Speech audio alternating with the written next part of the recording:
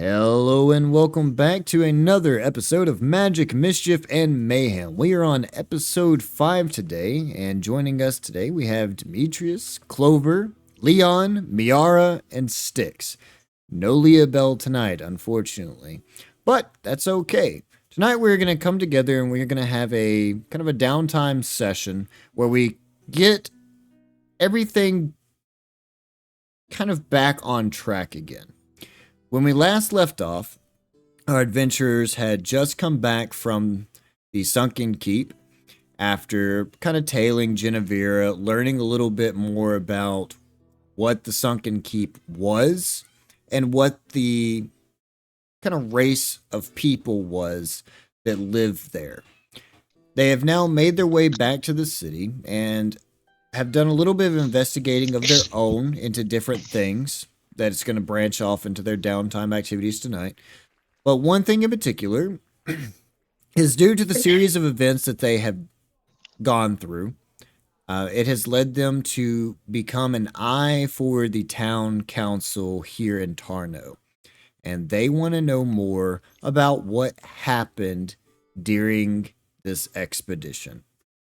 So far they have not been approached at all. I think the only person that's kind of approached them has been Azir, their handler, who was just trying to figure out more about why they keep doing all these unsanctioned quests without talking to him first. But when we last left off, y'all were winding down, I believe. Y'all had each gone your own separate way to try and do your downtime stuff for that evening.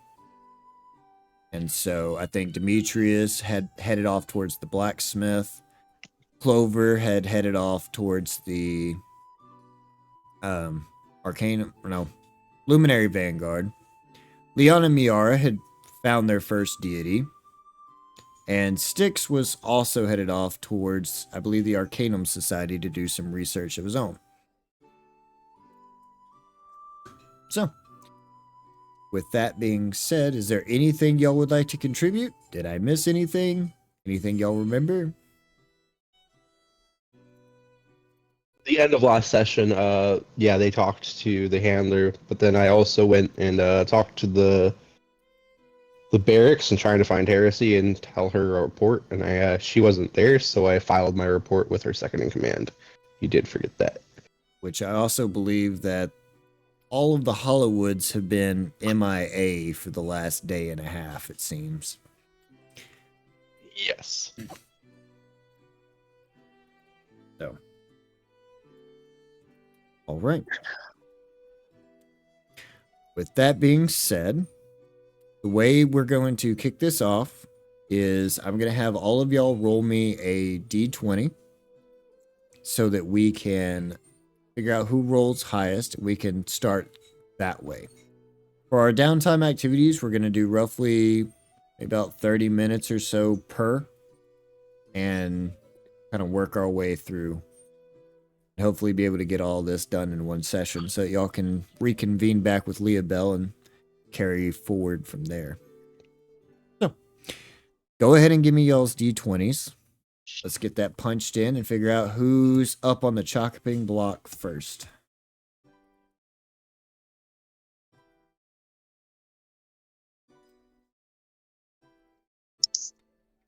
My app is being funny, so I'm gonna have to roll it naturally. All right.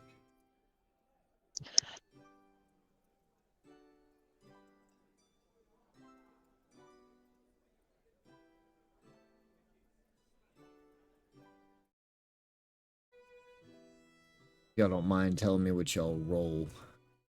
That'd be fantastic. I got a 10. All right, so Miara got a 10. Me got a 5.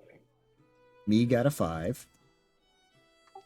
Styx got a 13. Styx got a 13. Got a 8. 8. And just waiting on An Chloe. 8. got a 17. 17. All right, so Chloe has a 17, Styx has a 13, Miara has a 10, Demetrius has an 8, and Leon has a 5. So we are going to start with Chloe, it looks like.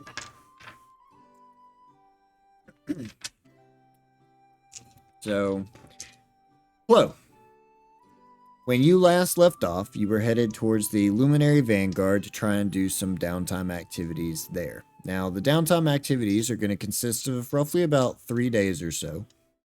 You don't necessarily have to roleplay out every single day, but let's try and roleplay out what we can. So, out of the 3 days, what would you like to do for day 1?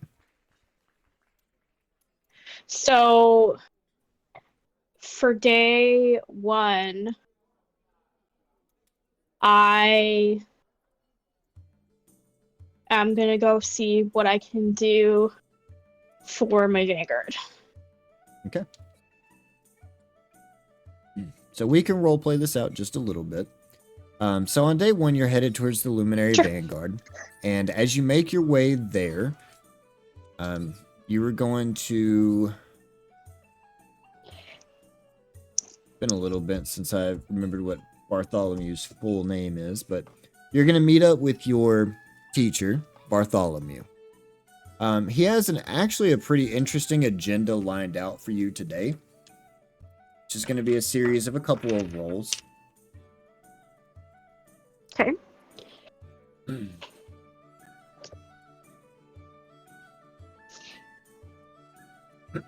So, real quickly, before we jump into it, I would like for you to explain to everybody kind of what the Luminary Vanguard is for you and what you're kind of doing with that. Because you're after a specific type of, kind of a subclass, I guess, within the Luminary Vanguard. So the Luminary Vanguard is the performance Vanguard. So whether that be like performing arts or arts in general. And when I first started there, I just wanted to make people happy with my music. But over time, I have grown to realize that what I actually want to do is create. Whether that be music or my own instruments that like can do cool stuff, and that was sort of inspired by my dagger. Because that's really cool, and I would like to be able to make something like that for myself and possibly my party members.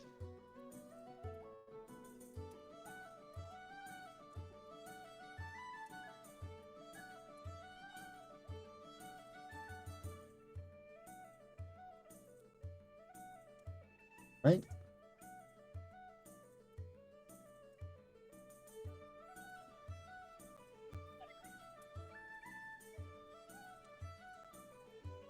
Give me 1 second. I do it. Of course.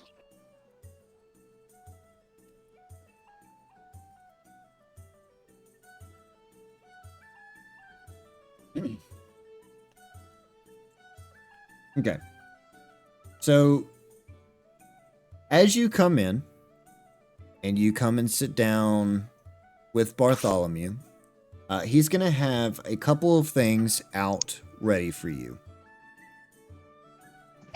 So, when you sit down and you look, he's going to be sitting there at his desk, like normal, and you're going to smell kind of a sweet incense smell as he's burning this type of sand over towards the window. And laid out on the desk, he has a set of papers and he has a book. And he has a little twinkle in his eye. Pretty excited for you to show up tonight.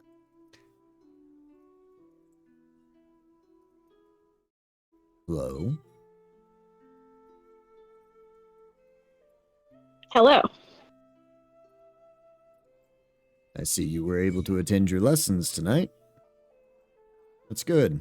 Yeah, we got back from an adventure with pretty decent timing, so I was able to make it. Fantastic. Well, as you know, your studies are very important. But it's also a good idea to take some time away from the books and learn a little bit about what the world has to offer you as well. I think you're going to like today's assignment. Okay. He's going to ruffle kind of the papers there beside his desk, and he's going to pull one out and he's going to hand it to you. And on that, it is it's kind of a rough description of a magical ingredient that you need to find.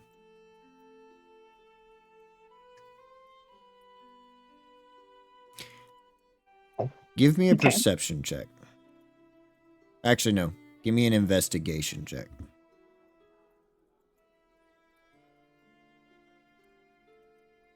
8. 8. Okay. So, as you look over it, this is not something that you've ever really seen. It's written in a language that you've never seen, with a description that you have never seen.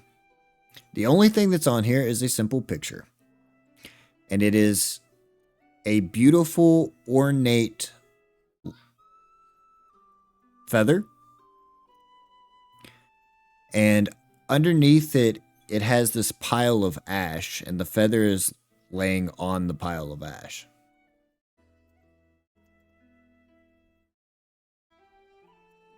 Okay. For today's assignment, it's important for somebody in our line of work to know his way around the guilds. Knowing what he needs and knowing how to find it is half the task of being a good craftsman. So, today, I task you with finding a very complex ingredient. Now, this is going to be no easy task, but I think that you're going to find it to be quite interesting. Do you know what that is? Have you ever seen it before? I have not. Interesting. That is a phoenix feather. Extremely Oh. rare and extremely hard to find. However, I know that there is in fact one person in this entire city that might have one. I want you to see if you can go and persuade him out of it. Don't use Okay. my name though. That's cheating. Think you can do it? I will try my best. Not a girl. Now, the person you're going to be needing to go and talk to goes by the name of Ruffskin. You can find him over towards the Illuminary Vanguard's private sectors. Okay. It's close to the Arcanum Society. Once you get to a high enough rank where you are like Bartholomew, you get your own place in the private sector of the Illuminary Vanguard. It's a very gated community. Tread carefully. Try not to ruffle any feathers. Okay. Now, the rest of this is up to you to figure out where he's at, how to find him, and then how to swindle him out of that feather. Whether that be honestly or mischievously. Don't care. Don't tell me. Just don't use my name. Okay. Off you go.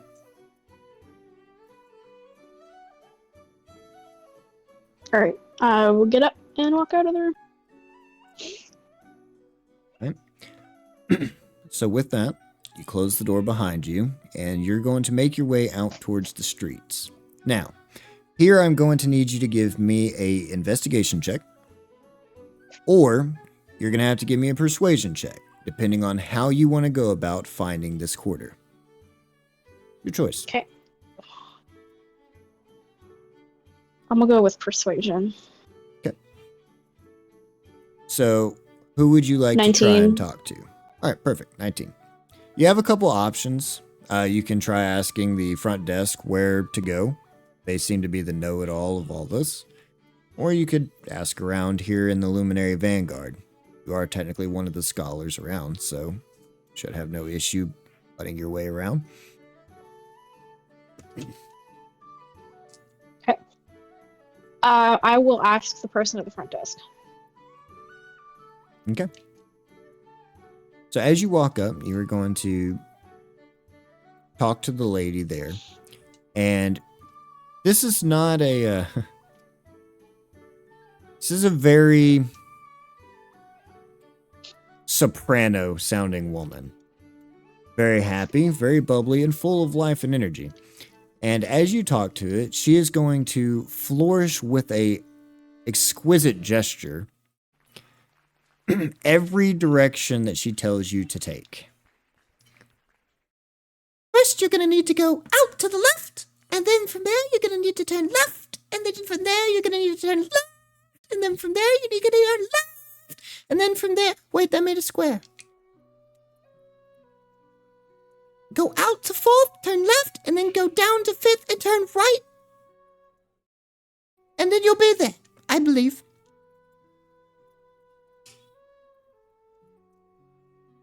She's about as helpful as you imagine. Thank you very much. If you have knowledge of where the where the Arcanum Society is, which you do, it won't be too hard to find. Making your way down the street, following her directions, you are going to arrive to the Arcanum Society, and she was close, but it actually is a couple streets down the other direction. And with a little bit of investigation, a little bit of talking around, you're able to locate this complex. Now, as you arrive, this complex is made kind of in a U shape. The buildings themselves work to protect the complex itself, and it's nestled between the Arcanum Society and another large bank complex. There's a giant bank building that's here in this location as well. And it's kind of nestled in between those two and protecting it. There's only really one way to enter into this complex, and that's through the front pearly gold gates. On the gates themselves, you have these on one side, on the left, you have the treble cleft note, and then on the right side, you have the bass cleft note. And they kind of come together in the middle to form this gate that protects the compound from being entered into. On the front stands 2 guards. You can tell that they're Luminary Vanguards by the badges that they wear. But these are not armed with instruments of love and adoration. They're armed with instruments of destruction, aka swords, spears, and other assortment. And you're unsure of exactly what capability they could do, but as a bard yourself, you're sure that they could make their point known if they needed to, through a series of aggressive insults. And as you come closer, they are going to be standing there at attention. Best way to describe it is very similar to the way that the English guards would be. Very stoic. They don't move.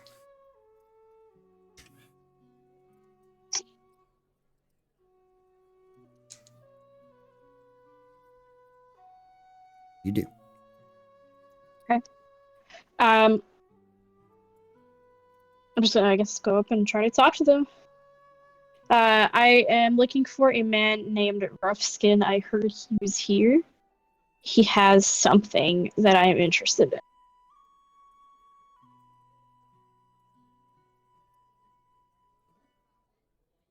We haven't gotten any notification about anybody coming by. I don't think we're going to be I able to was help sent. I was sent just now from the Luminary Vanguard. you. You have proof? Do I have the paper with me? You do. Does it have Bartholomew's name on it? No, actually, it doesn't. Okay, I'm gonna hand them the paper. And I'm gonna say this was given to me by someone at the Vanguard. I need to talk to this man so I can get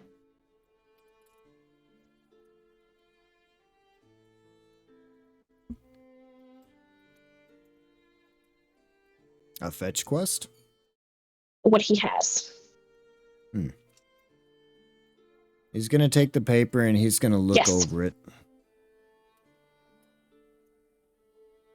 Fine, but you're going to be guarded while you're in the compound. That's fine.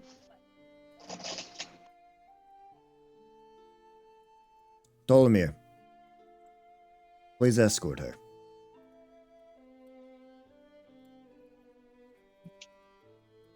I shall with flavor and vibrato.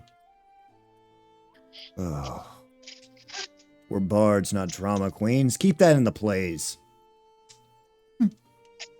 You never were ones for showmanship. Come with me, and I shall escort you stage left.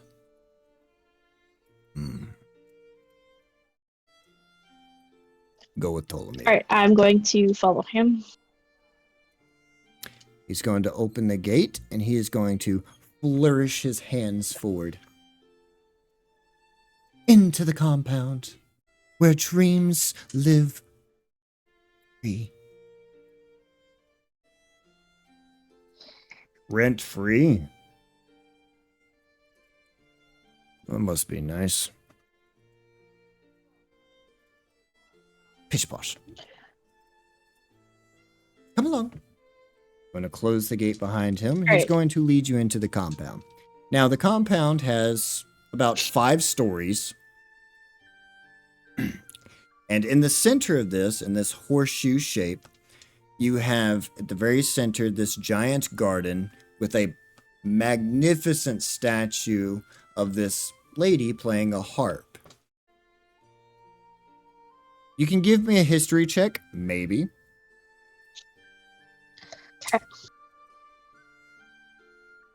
Ooh, 8. I have no idea who she is. No idea. But it's a very beautiful statue. Okay. Can I ask the guard if he knows who it is? You can certainly try. Alright. Okay.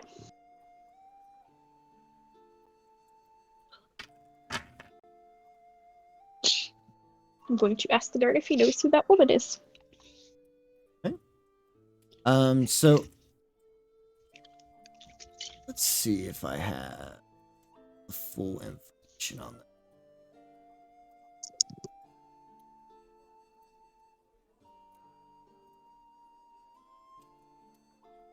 Am I on the right one?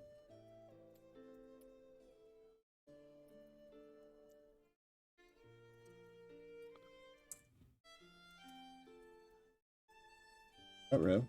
Hold on, Miss Red.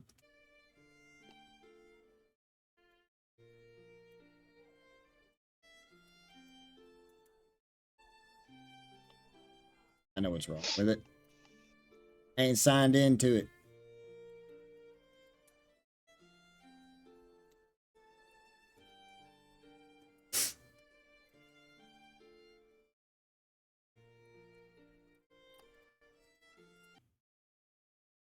Okay.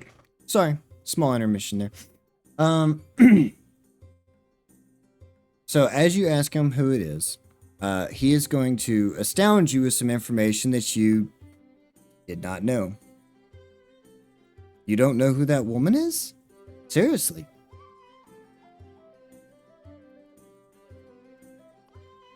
I am quite new on the scene at the Vanguard.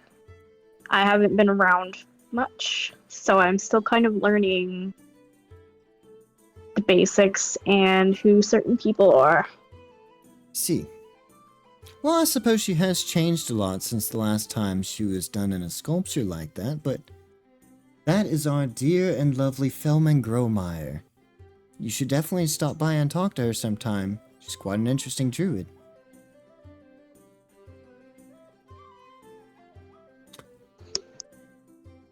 This does ring bells.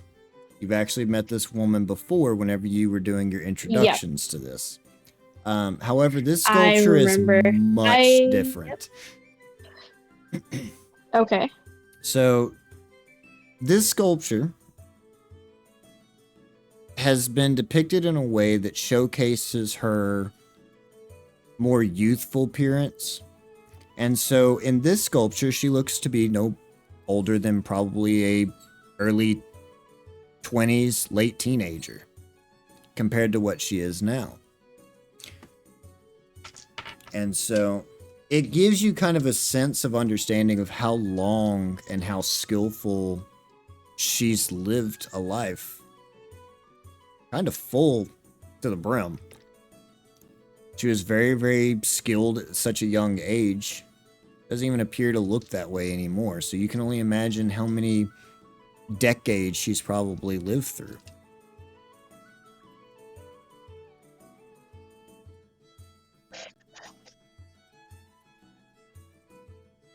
But as she comes in, or as you come in, he's going to give you that introduction. And looking around, you see that from her harp, there actually produces a melody that you can hear. Whether that be through some magical means or some odd contraption that they've created, but the whole area around fills with a sense of music and wonder. From the harp flows out water all throughout the fountain at her base, and around this basin, you can find all kinds of assortments of birds that are singing along to the melody that's being produced. Even the trees around produce their own kind of lighting, as the fruit that hangs from the trees are some sort of bioluminescence and creates its own kind of fairy fire. So you have blues and greens and yellows all hanging from the tree. As he takes you off to the right, he's going to lead you up this flight of steps to about the 3rd floor, and he's going to make his way over to the 4th door down the hall, which would be 405.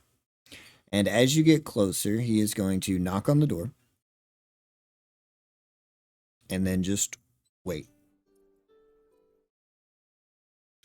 It doesn't take very long for the door to gently crack open and a elderly looking man to lean around the corner with these ramshackled spectacles that look like they came right off the bottom of a Coke bottle.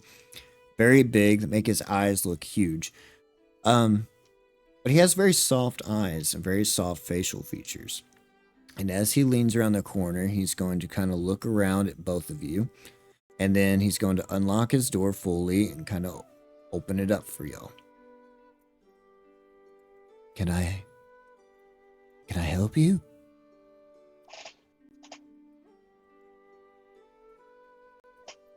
It's very late. Please. Are you... Oh. He's gonna kind of blink a few times and focus on you. Oh heavens, that's a talking rabbit. Magnificent. Go on, Bunny, tell me your story. I'm gonna giggle. Is your name Roughskin by chance? It's a horrible name, isn't it? But yes, it is Roughskin. Matthew I don't Roughskin. judge. I have a question for you. I may or may not have an answer for you. I was sent by the Luminary Vanguard to obtain something that I believe you have in your possession. What exactly is it that you're looking for? That will definitely determine whether or not I have it. It is a phoenix feather. I'm afraid I don't have anything of the sort for that. That is quite a rare ingredient indeed. What, pray tell, do you possibly need one of those for? I was sent on a fetch quest, is what the guards at the front call it. I find that very unlikely. They would not send just anybody to do a fetch quest for a phoenix feather. Did the guard keep my paper, or do I still have it? Did he give it back to me? You should still have it. Okay, can I give him the paper? He's gonna take the paper and kind of tremble a little bit in his older age as he kind of focuses his glasses a little bit and looks over the paper.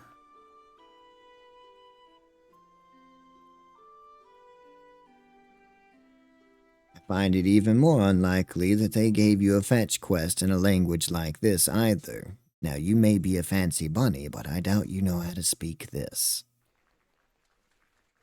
What book did you pull this out of, Rabbit? I don't know. I did not get the name of the book. What language is that? Afraid I can't tell you that either. Say, I never got your name. Or if I did, I don't remember. My name is Melody. Melody. Yes. Quite a beautiful name. How would you like to have a spot of tea with me? Very poetic for a bard.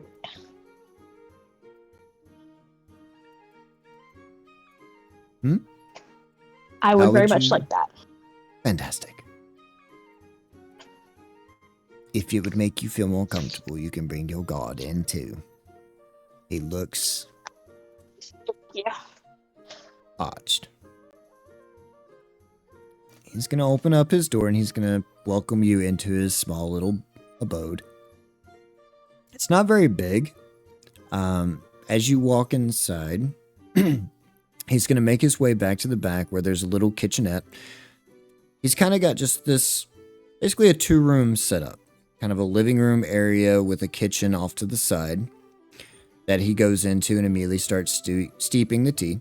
And then to the left, he has this little doorway that leads off into his room. That is, for the most part, everything is well taken care of. There's a bunch of different rugs and things like that that have laid out. But for the most part, it's all taken care of. And you can tell that he has been fairly wealthy in his previous life. A lot of different jewelry, antiques, things like that, all can be found on vases nearby. And as he goes over, he's going to start pouring 2 cups of tea. He's going to bring them over and he's going to sit in a big blue chair. And he's going to slide the cup over onto a little tea table there in the center and motion for you to take a seat on a nicer looking couch. All right, I am going to sit down. So, Miss Melody, tell me again why you're looking for a phoenix feather. This is not a very descriptive fetch quest. And may I ask who you're looking I for it am- for?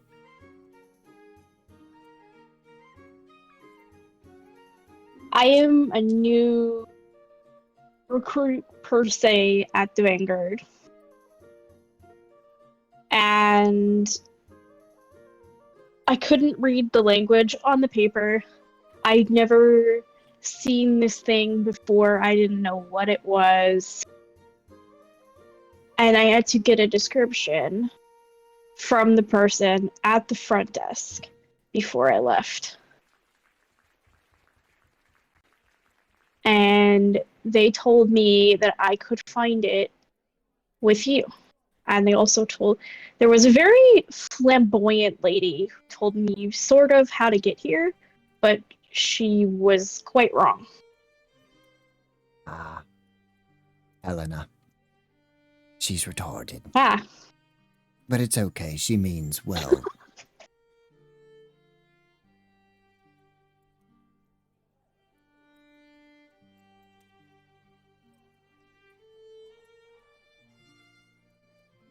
Oh, Miss Melody, it seems that we are at an impasse. You do not seem to have what you're looking for, and you seem to think otherwise. So how do we proceed from here? so I wonder why, why do they think that you have this? I have Is there a reason?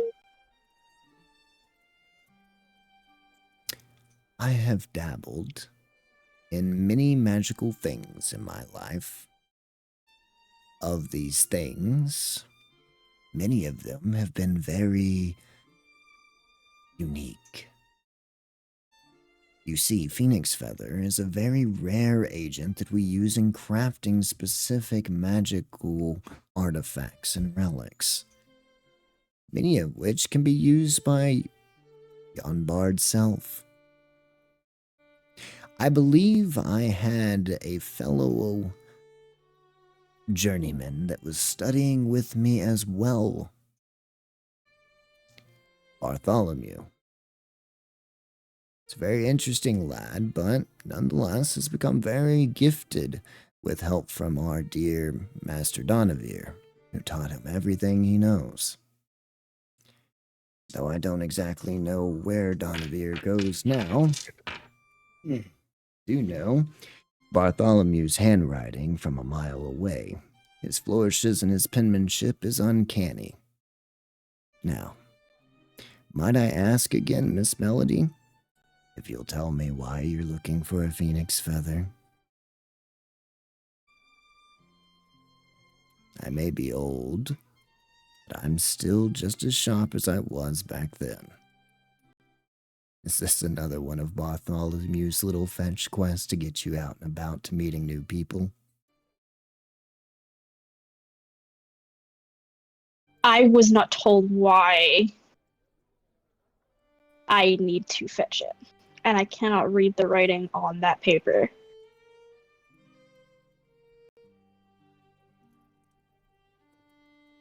Very well.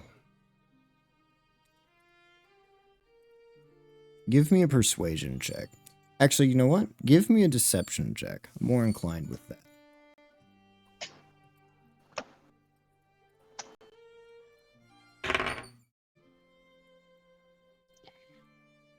Seven. He's going to smile at you with a twinkle in his eye. He's going to take a sip out of his tea. All right.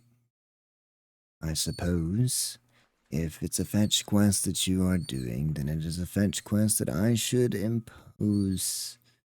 Impart is the word I'm looking for. I'll aid you, Melody. He's going to get up. He's going to shuffle over to the edge of the room, and he's going to reach in underneath the fireplace, and he is going to pull out from the ashes a single feather. It's beautiful. It's ornate. You can feel as he brings it over and rests it there in front of you, the heat coming from it, though it's cool to the touch. The very energy that comes from it feels like it could power anything. I guess it's my turn to do a little bit of educating. So, to you. What you're looking at is a phoenix feather. Very rare, very strong. Now, I'm going to trust this to you, Miss Melody, to take back to whomever requested it.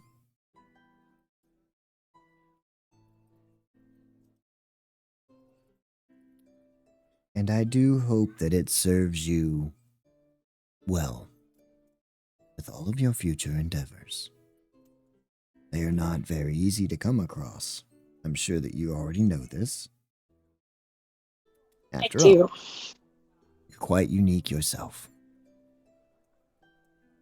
Now, as for the language in question, he's gonna hand you back the sheet. This is a very, very old language. We call it primordial. It's a language that only elementals can truly understand. The Phoenix is one such thing.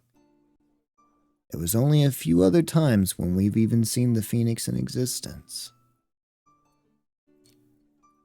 This feather is nearly 150 years old. Do be careful with it. I Don't promise touch that it I will be if you careful. want to have to get in.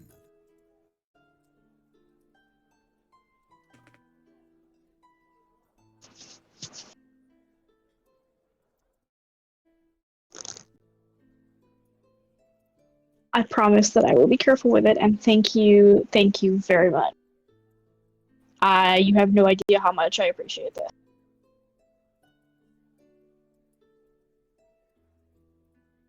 You're very welcome, Miss Melody. And good luck. Should you find time to swing by and say hi to Bartholomew, please do. Tell him old Roughskin's still making it. I will. Now, I don't want to be a doddering old fool, but it's getting late. You should make your way back. It's not safe to be out on the streets late at night. I will. I'm going to get up, walk to the door, turn around, tell him thank you again, tuck the phoenix feather into, I guess, my backpack, and walk out. All right.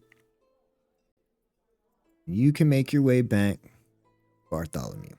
In the meantime, we're going to bounce over to somebody else. Let them have a little bit of time. By the way, if for some reason we don't get to everything tonight, that's okay. Feel free to message me, preferably sooner than Sunday or Monday at 3 p.m. And we can always finish up anything that doesn't get resolved tonight.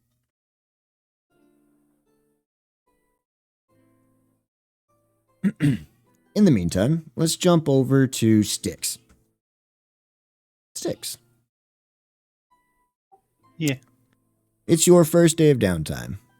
What would you like to do?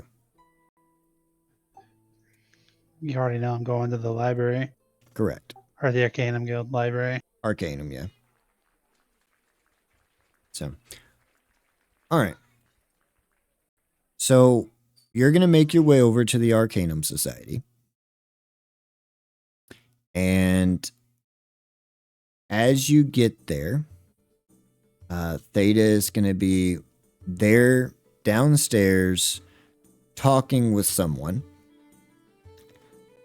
And as you come closer, she's going to walk up to you and she's going to flag you down. I'm just going to avoid eye contact and keep walking. Styx! Styx! I'm going to sigh and turn around. What, Theta? It's a little rude. Given all the fun adventures that we've had here recently, could at least be a little bit more peppy. After all, it's not like you're really under the gun right now.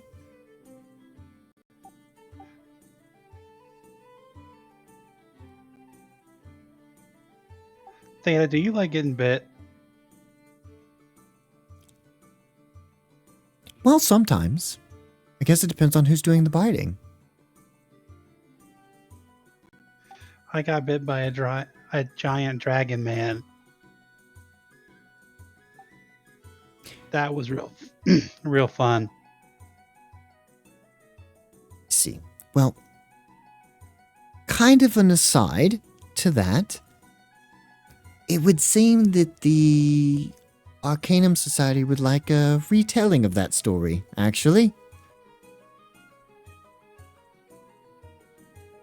And since you're the first Great. person here, I don't see any reason why you can't give your own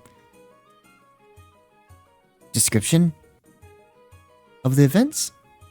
No? Fantastic. Just a moment of your time, I'm sure. I haven't been incarcerated yet, so I'm sure you'll be fine. All right, Theta, let's go. Great. Just the person I need to clear the air. She's going to make her way up the steps and kind of wait for you patiently to follow, making sure that you do follow. I'm following, but only because she's watching. She knows. She is going to walk beside you down the hallway. And she is going to pass a few rooms before coming to a giant double door that's done in different scripts, and it's written in several different languages. And on that, you have the motto to the Arcanum Society that's written in several different languages. Each scribe somewhat different, whether that be a script or embroidered, emblazoned. It's all different. And as she gets closer, she is going to stop, adjust her clothes just a little bit, and look at you. You're not running away, are you?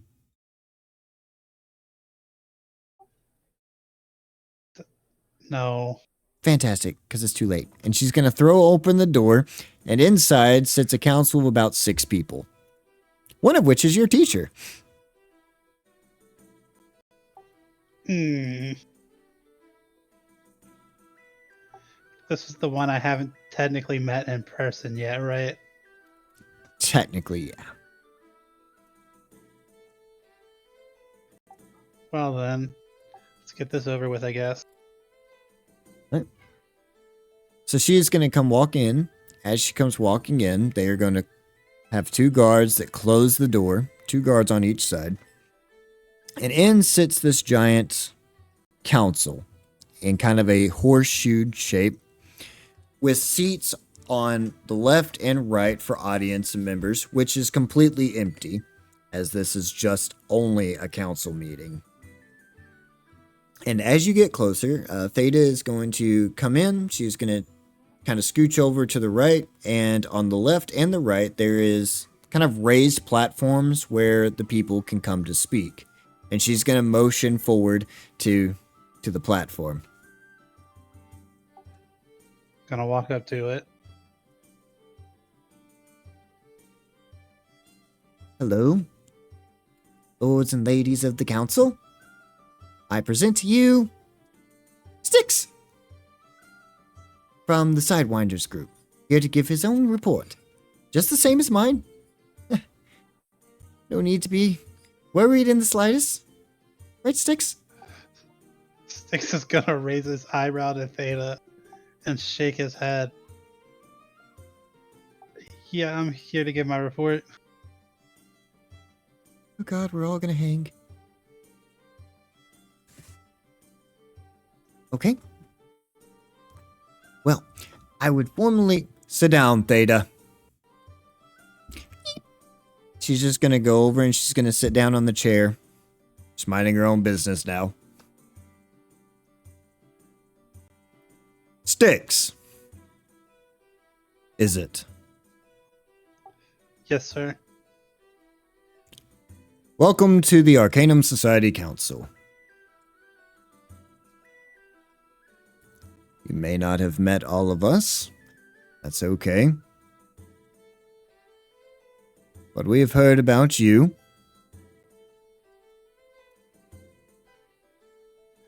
Good things, I hope. Things, mostly. Good or not is still to be determined.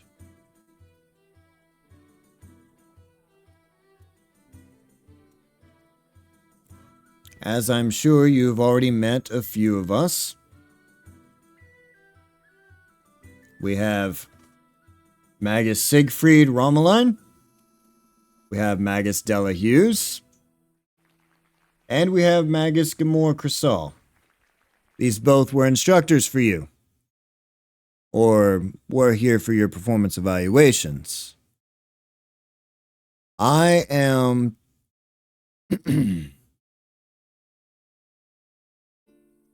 gonna kind of look over to the left at Magnus.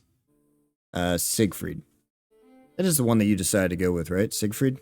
Because I know you were bouncing between a couple of them. It was the... Or did you decide to go with Della? May have been Della. It was the one with the runes and warding. Ah, so it was Della. Yes.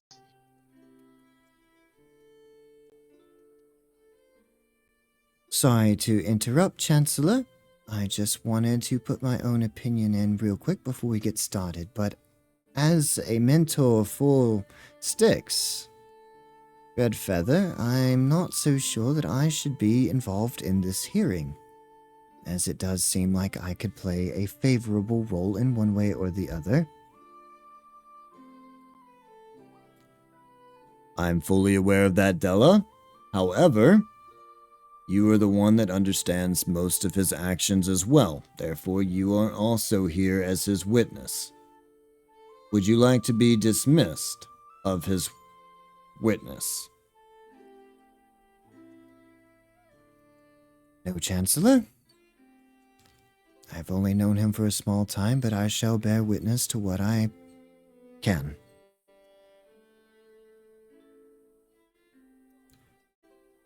I am Chancellor Vox, and on the other sides of me sit the other two chancellors as well.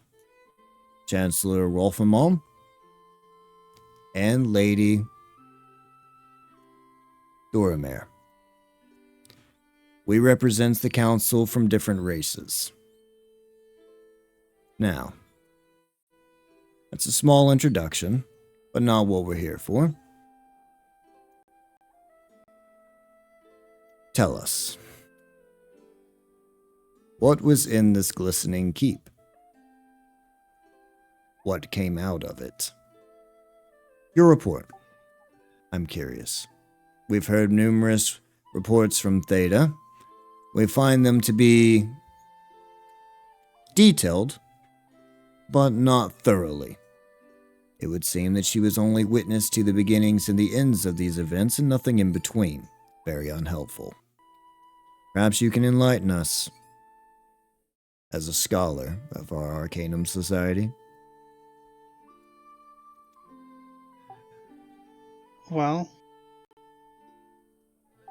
you see, we came to this keep to raise it based on what we had learned from books and lore. We did not realize what it was originally not based, but intended to be used for.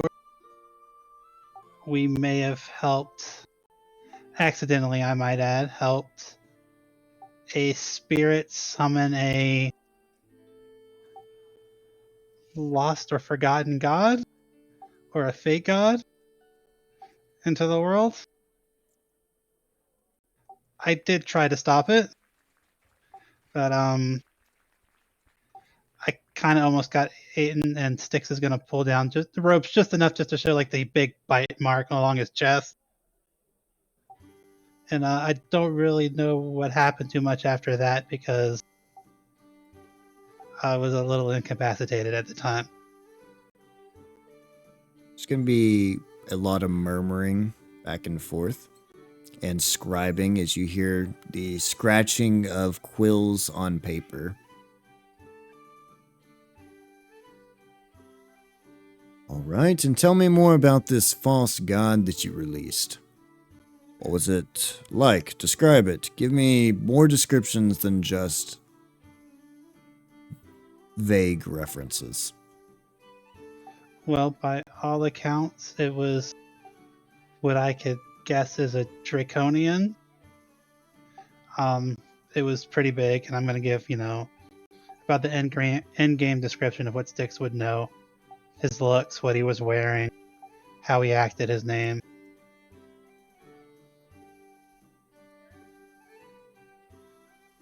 And draconian. Those are nothing more than legends.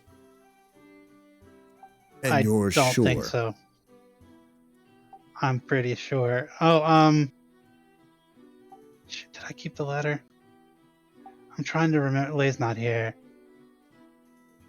Does anybody remember if I kept the letter or the journal? I think they gave you all of You it. kept the letter. The journals. I think you got everything. I think you Styx. got everything, Sticks. Yeah, you had everything. Yeah, No, you gave Leon everything. kept the something because he was like, "I'm gonna take that back." Leon kept something. Oh, I kept the journal. Shit. Yeah, so it's the letter. I guess that's what I thought. What was on the letter again? The letter was, if I remember correctly, the letter was a detailed daily report of them watching this 10-year-old, I believe. Yeah, that's what I was looking for. I'm gonna pull out the letter, and I'm gonna say, they're quite real. This is a letter, and I actually have it scribed out in my book, and I'm gonna ask if I can present it to them. You may present. One of the other scholars is going to walk up and is going to hold his hand out for the letter. And I'm gonna give it to him. He's going to take that over to the council, and Chancellor is going to take a look at it first. An interesting mock of history, though this does little to prove what happened in the keep. Going to pass that over to the right. You asked if you thought they were myth. This proves that they weren't. Guess I should have worded that better. We know that in previous history, they've been talked about, rumored, detailed enough to know that at one point they did exist. However, none has been seen in over thousands of years. Yet you're It- telling me one walked out of a keep. Oh, I see what's going on here. I'm sorry. The spirit who we went through with the keep with used the artifact that we found to open some type of portal. Lots of murmurs.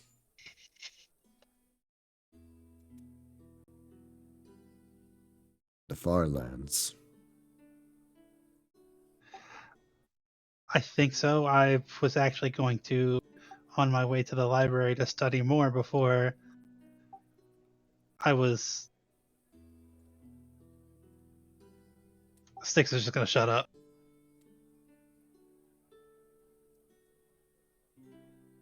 Oh, he is gonna pull out the used relic, and he's gonna say, "This is what she used to activate the portal. I don't know if it'll help you any or not." And then I'm gonna motion to the scribe to come pick it up so he can bring it to the council. He's going to kind of look over at another scholar, and that scholar is going to reach in. He's going to pull out something from his bag, some sort of cloth, and then he's going to put on a pair of gloves as well. And he's going to come over and he's going to pick up the relic and he's going to wrap it in the cloth. And you're going to feel, if you give me an Arcana check.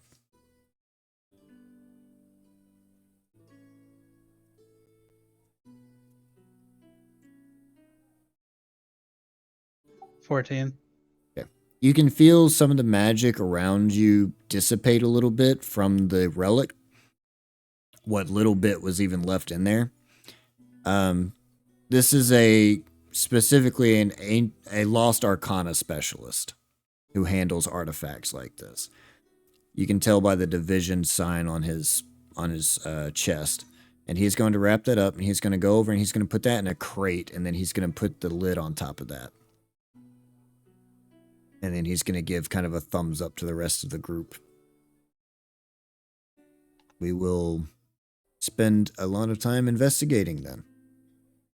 This has opened up a lot more information than what Theta was able to give us. Thank you, Styx. Yes, is an inconvenience. I understand. However, the Arcanum Guild does not see any reason to press any charges against you nor your group if y'all were uninvolved in the actual summoning of this particular being. We still have more to investigate on that end, so do stay in the country. Preferably in the city, if at all possible. We would like a detailed report on the entire team, if y'all can get around to it. Say another couple of days. Does that sound fair? That sounds fair. Fantastic.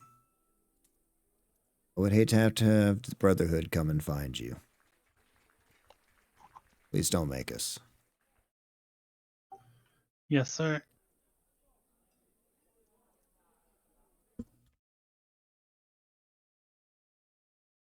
Now, that being said, I know this is an inconvenience, but your service is going to lend us very helpful in pursuing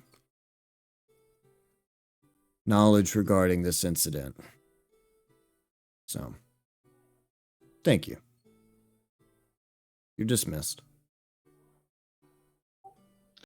And Styx is going to turn around, hopefully catch Theta's eye, and grimace at her, and then leave the room.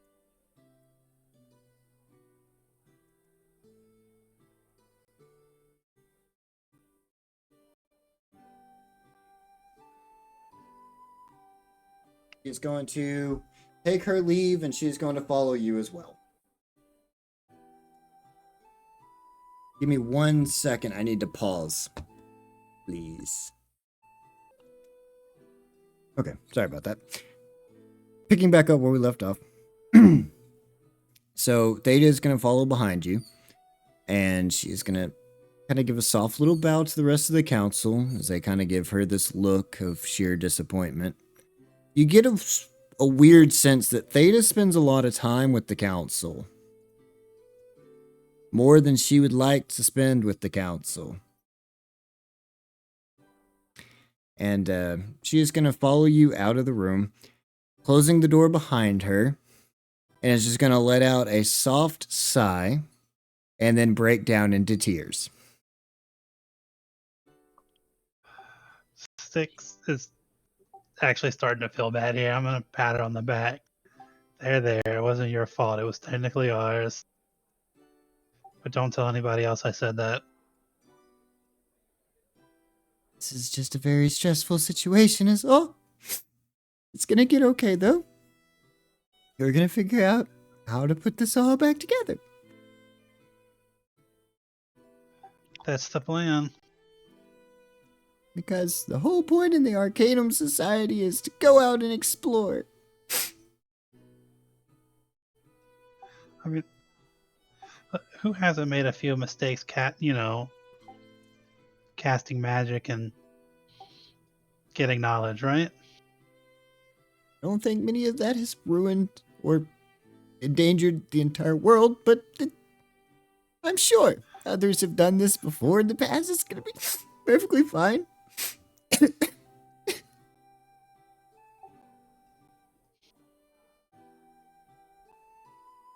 Maybe they just weren't trying hard enough, Theta.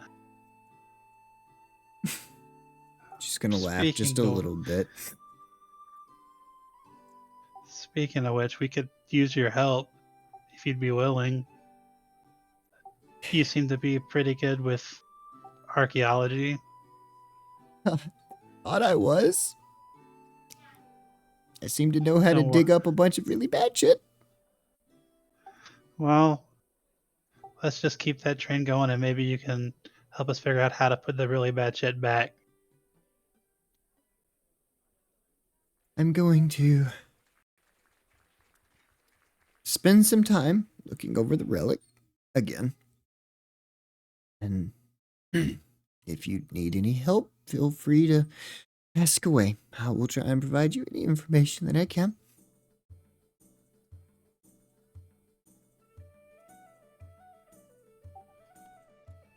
I'll do that, Theta. I'll do that. Thank you for coming with me. It was just my head on the chopping block. I didn't have much of a story to give anyone. This is going to be helpful for me. Thank you. I really owe you one. God, so you probably shouldn't get Leabelle up there, though.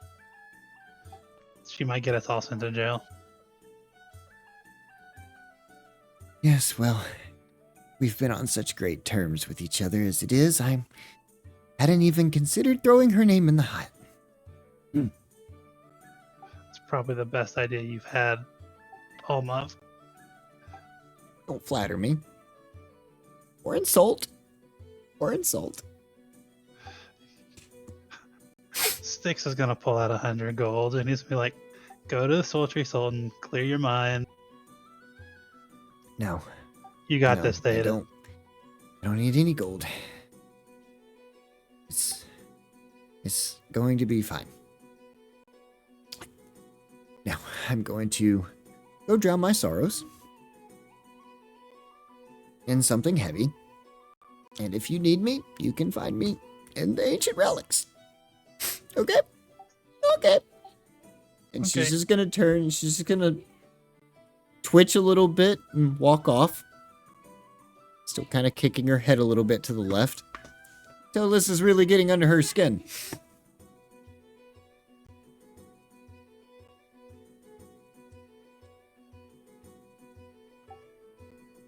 All right, well, to the library, I guess. Alright, so you're gonna make your way to the library. And once you get there, I need to know kind of what you're looking for. To help you figure out if you can find it or not. Oh, you're gonna make me relist everything.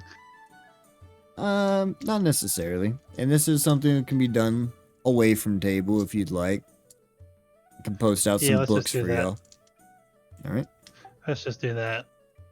Because lore books are interesting with me because they end up being pages of lore, so it's fine. That way I can read it and go through it and summarize it for everybody.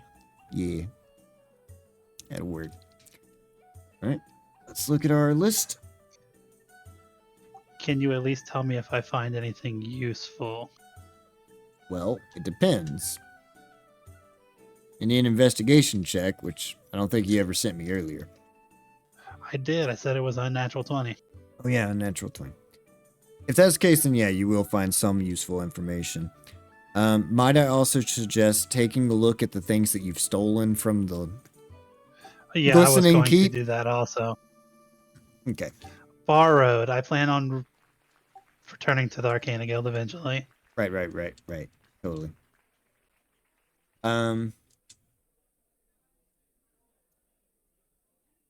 So here's the question I have for Miara and Leon. Yes. Are y'all wanting to do your downtime together or separate? Since y'all usually hang around each other. Together's fine. Sure. If that's the case, we will do Miara and Leon, and then we will do Demetrius's, and then from there we can see how everybody's feeling. Be a little late by then, but let's see. Leon and Miara, y'all had just finished having a conversation about your new acquired deity. And y'all are kind of in an area where I don't think we really just figured out exactly what y'all were wanting to do for your downtime. We're gonna head to the Arcanum Society to see what's up with this water. And I think also y'all were wanting to check on Spike too. Yep, Yeah. Spike and his friends. Okay. So out of those two, which would you like to do first? The Arcanum Society. Yeah, and depending on how much time we have left, we can do the Spike quest on chat. Just see how it all plays out. All right, so with that, you are going to head towards the Arcanum Society.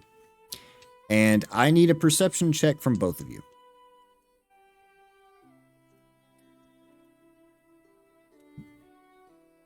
$15.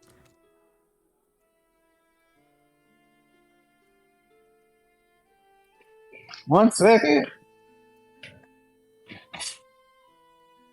5 seconds.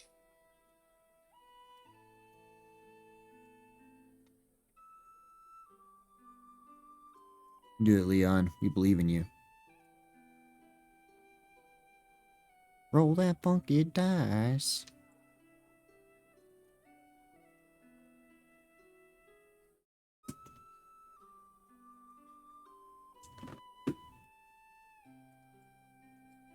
All right, well, maybe not.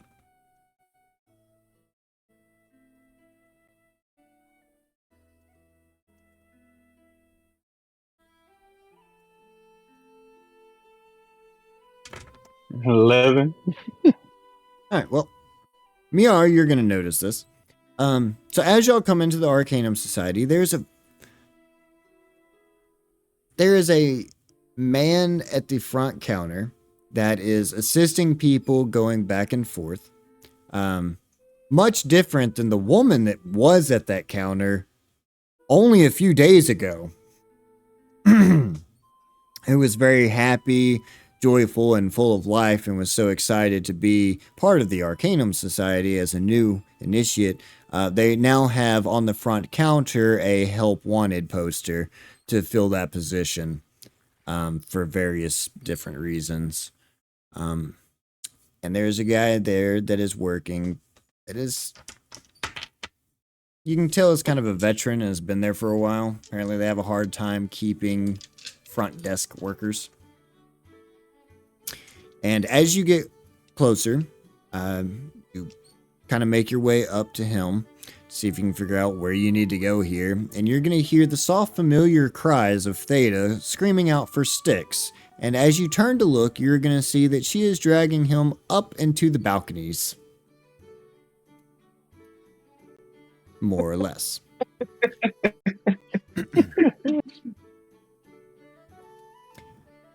Doing so, I would assume that y'all both kind of shield your eyes and kind of look away to avoid making eye contact with 4 Theta. And continue doing what y'all are Yeah. doing. Most definitely. Welcome to the Nothing to see Arcanum here. Society, home of magic, wonder, and miracles. What can I do for you? Hi.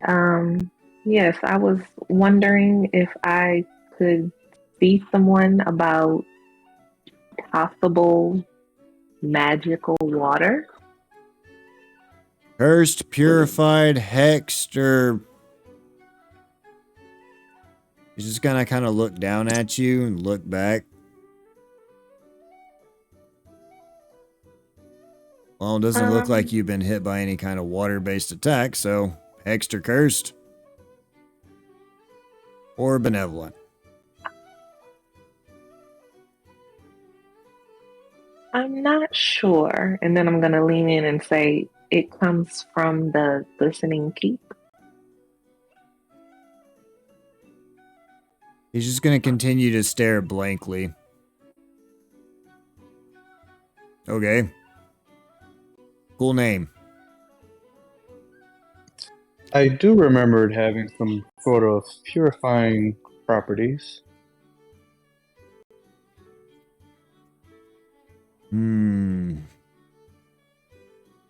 magical liquids that are not potion based. You can go and talk to our magic department that handles all forms of elemental magic and elixirs.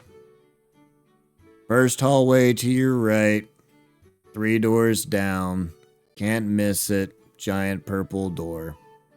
You're gonna want to talk to Magnus Wolfblood. Next. Thank you.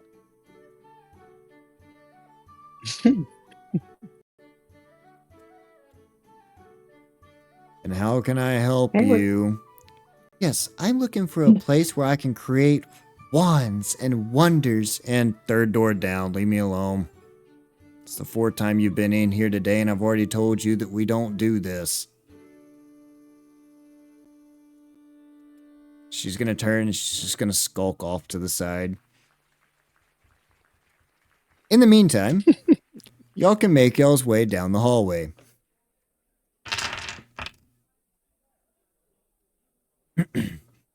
Following the rest of the crowd, you're going to make your way there, turn right, head down the hallway, and there's a purple door. 3 doors down, as he said. And on the front, there is a Professor Magnus Wolfsblood II, inscribed in the top, in very vibrant yellow colors.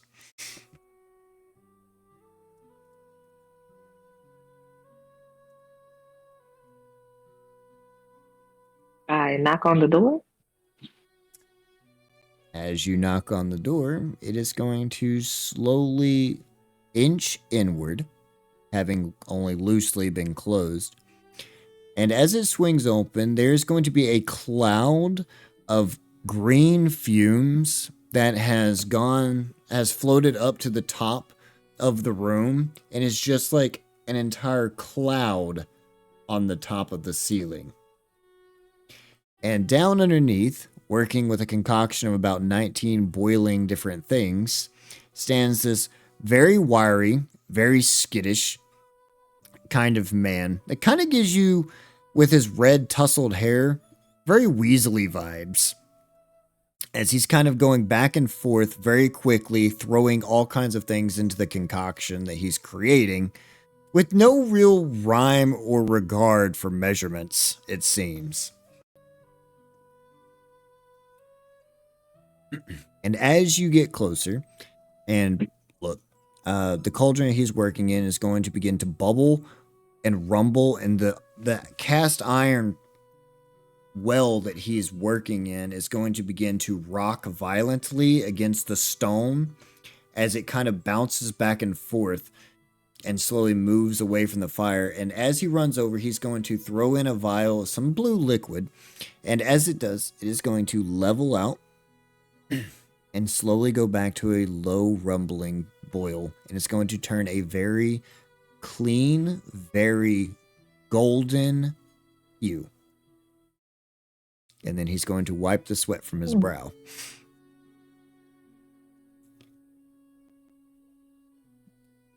Interesting. That was quite a show. I do apologize. I didn't know I had guests. Come in, come in. Would you like to try my newest concoction? I'd rather not.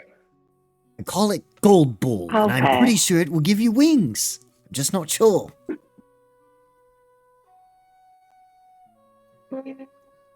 No thanks. We have other matters that we need to handle. He's going to reach over. He's kind of nodding as he looks at you. He's going to reach over and he's grab a salamander. He's just going to dunk the salamander into it and pull it back out as it begins to like terraform into some bird and just fly away. Oh heavens, that wasn't supposed to happen in the slightest. Well, it's a good thing you didn't drink that. Now, as he rolls up his sleeves and adjusts his glasses, what can I help you with? Would you like a Yes. potion to help win the hearts of a lovely lady?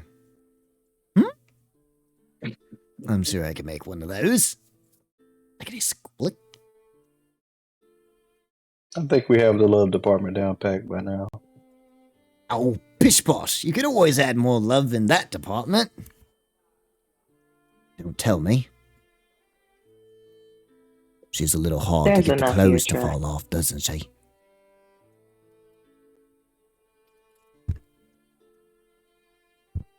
Well, that wasn't a yes and that wasn't a no. I'll take that for what it's worth. Now, what can I help you with?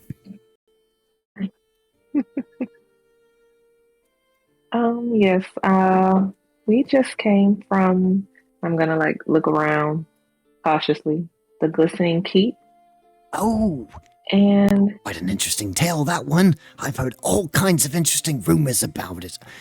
Towering skyscrapers, exploding dragon things coming out of the top. God, what I would have killed to have been in that keep. Ah, that Theda. Very lucky little girl. Indeed. Oh, but I'm rambling. Carry on. What did you find? So excited. I procured this, and I pull out my water skiing and tell him this is, as what we were told, cleansing waters, but I'm pretty sure it's more than that. And I need your help finding out. He's going to rush over and he's going to hold out his hands. Can I have it? Can I touch it? Can I look at it? Please? Yes. Fantastic. He's going to snatch it from your hand. He's going to take a swig real quick. Okay? Oh my gosh. Tastes like shit. Must be salt water. Interesting components.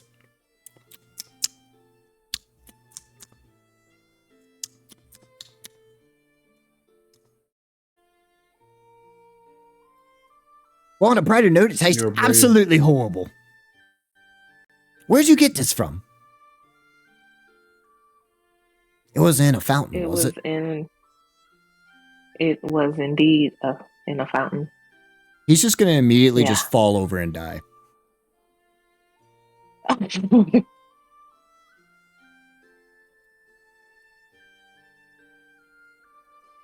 Really? Oh my god. Is he dead for real? He appears to be dead. I'm gonna walk over and look at him with a confused look and bend down and shake him a little. He's going to open up his eyes. Ha! Got you. I'm just kidding. I'm fine. Probably. He's going to sit back up, kind of swish the bottle around. And he's going to walk over to a cauldron. He's going to begin to pour it out into a little beaker. And he's going to take just a little bit out, and he's going to drop it into this cauldron. And as he does, the green liquid in the cauldron is going to begin to shape into a different color. This one takes on a purplish bluish color. And kind of stares at it and watches for a minute. Oh, no, this is very interesting indeed. Say, where did you say you got this water from again?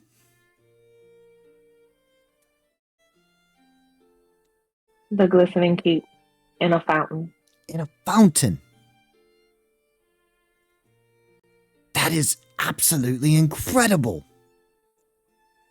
He's going to walk back over and he's going to hand it to you. That is salt water.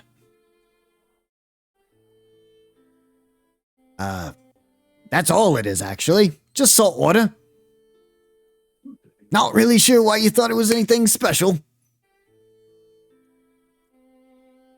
Oh my god. Oh, okay. And the color in the cauldron? That's how we use it to identify the bases. So in this particular instance, if this thing was going to kill me, it probably should have turned black. And blimey, I should be dead on the floor. But since I am neither of those things, And the cauldron didn't turn golden either, which means that it's not just your normal old run-of-the-mill health potions. It's just a base. It's no different than a salt water, lake water, purified water. It's just water. Nothing real special to it in the slightest. Now, with that being said, we can't really identify for anything that might be benevolent. So, not sure if it's like blessed by the gods or anything like that. You know, those, what do they call them? Oh yeah, Golden Globes, boys. But I can tell you this. It's not magical. And that's all you need to know about it. Why did you think it was anything special? Did it do something? Did it come to life? Did it eat somebody? God, tell me it ate somebody. It did not eat anybody, but it did obliterate some spirits that were chained to a bigger cauldron.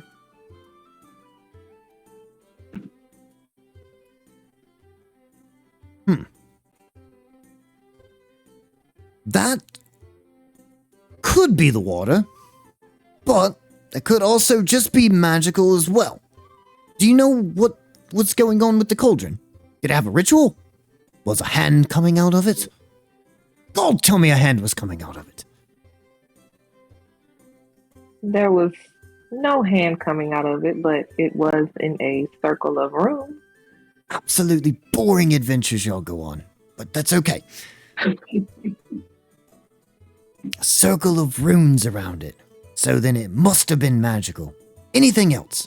Anything. I don't care. Spare me no gory details. Let me hear it. We also used the water to activate a spiritual training realm.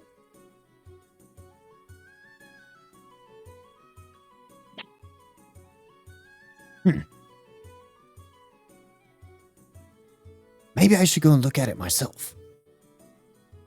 I don't think that would be best. Why not? Nah, that's not a good. Iron idea. Blood's not scared of nothing. I'll do exactly what I want, and I will do it with a gumption. Well, the glistening keep is now floating away into the ocean. So, Well, yeah. shit, that's a problem. Definitely. So let me get this straight. You go in there, you just grab up some magic water that you find, supposedly. The water doesn't eat anybody, no hands come out, but you still manage to detach an entire castle from the entire landmass and just let it float off into the sea. What an adventure. Alright, well, I'm not really sure I'm going to be able to help you much here without knowing what kind of magic was being used, or at least even a spell book that could give me any kind of details as to what was being done. I am afraid that I am absolutely useless to you. And your saltwater. Leon, don't you still have that journal?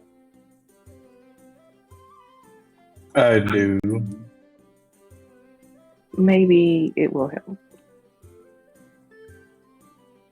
Okay, I'll reach into my bag and pull it out and hand it to Miara.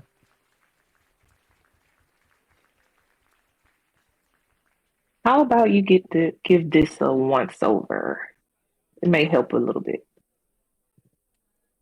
He's going to kind of crack open the book. He's going to skim through it real quick, quickly flipping through the pages as his eyes dart from left to right. This is an entirely terrible story about a child turning into a monster. However, I don't see anything in here that's going to give me any kind of leads to any kind of magical necromancy things. Wait. Nope, that's a speck of blood. That was Oh. worth a shot. Seems he killed his sister. What a shame. Well, wow, this is quite an interesting story. Still not helpful. But God, it's graphic. I love it. He's going to snap the book back and he's going to hand it back to you. You didn't get anything out of that entire keep? No spellbooks, no magic, no nothing? Just salt water? Obviously, just salt water. I'm gonna give Miara the bombastic side eye. Well, if you do manage to find a spellbook or anything like that, let me know. I can't really do much with the information that you've given me, and so far it's been, well, I'm gonna be blunt with you, kinda shite. I've never heard of anyone binding souls to a cauldron before, so that is very interesting, but I would like to understand it more, I just don't have the means. Maybe I'll try and do some of my own research and look and see if I can find something else out. Is there any way I can reach back out to you? I didn't even get your names, because I'm terrible at that. I'm Miara. Fantastic. Leon. Even better. Now I have names. I'm going to write those down. He's going to go over and he's just going to jot those down. Oh, wait. I need last names, because first names aren't good enough. Last names? Or do you have maybe some sort of... Oh. What? I did not quite catch that. One more time, please. Anwin. Okay, even better. I'm going to have you write that down for me, because I don't know how to spell that. He's just going to put down the pen, and he's going to look over at you.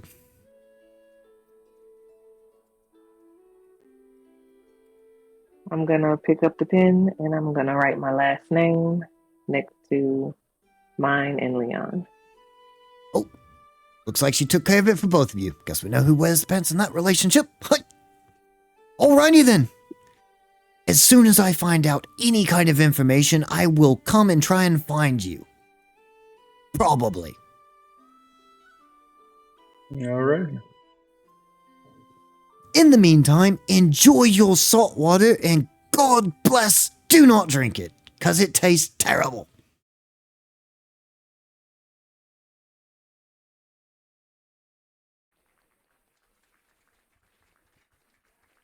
Also, there is one more thing. Oh, go on.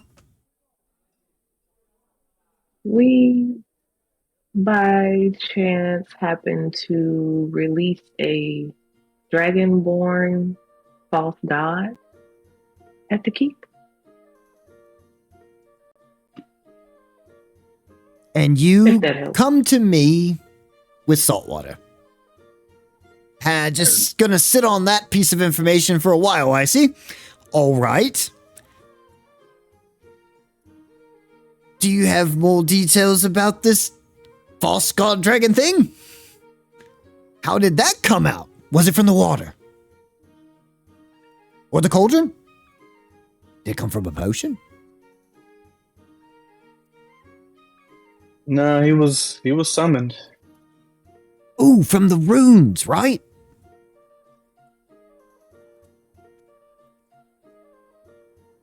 Oh, you have Yes, I got to believe tell so. me more information than this. You can't just sit on that small little tidbit and just expect me to be Well, perfectly fine.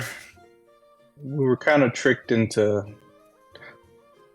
getting rid of the guardians in the keep, and the person who we thought was supposed to cleanse the keep was actually getting rid of the guardians. So there was no protection, and the draconian false god was just summoned, and we could do nothing about it. Was this from the rune circles that were around the cauldron? No, this was in a different room. Oh, even better. It It's a did different have room. ruins, though. Oh, it had rooms? Okay. Well, what did this room look like? It was gigantic. It had 8 runes surrounding a altar, I believe.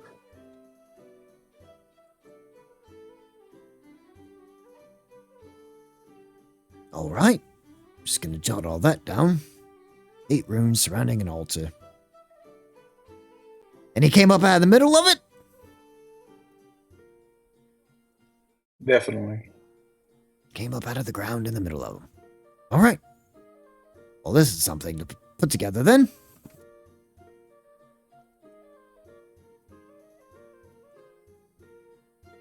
Anything else that would just jog your memory now that the salt water is slowly fading off your mind?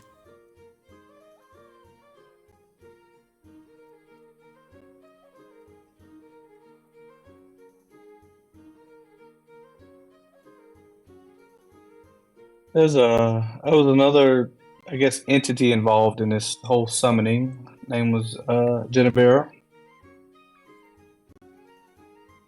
It doesn't ring any names, but okay. Jot that down. Maybe I can look into that.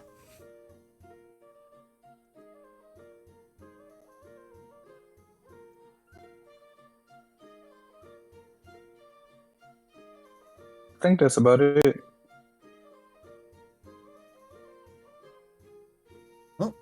Yeah, that's pretty much it.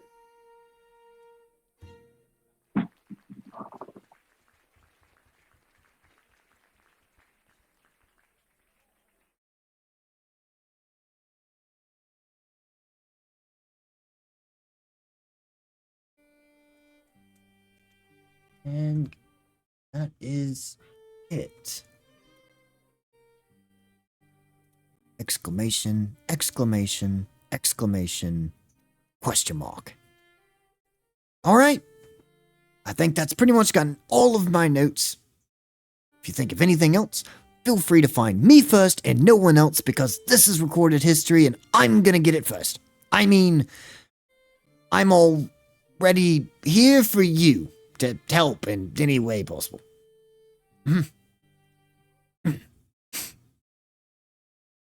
Sure. What was your name again, sir?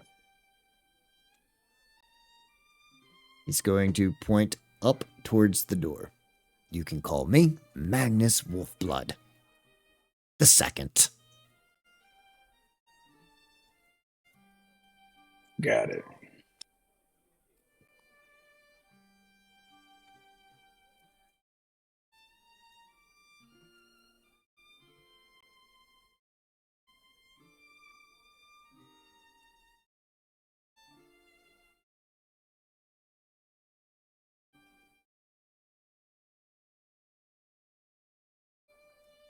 Miara's gonna say thank you very much and storm off. Yo, what? Oh, she's mad. Well, she wanted to know what the water was. She got her answer, so. Alrighty, Magnus, I'll see you around. I'm gonna You're welcome, walk and out of the door. good luck. I have tried to defuse every kind of potion, but have never been successful with women. Enjoy!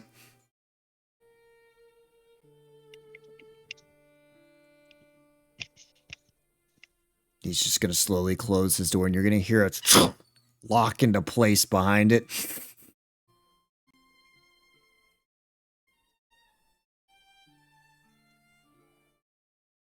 All right. So that brings us up to 9 o'clock. Do y'all want to do Spike, or do y'all want to do that during a downtime text? Downtown text is fine. Okay. And that's going to leave us with just Demetrius left.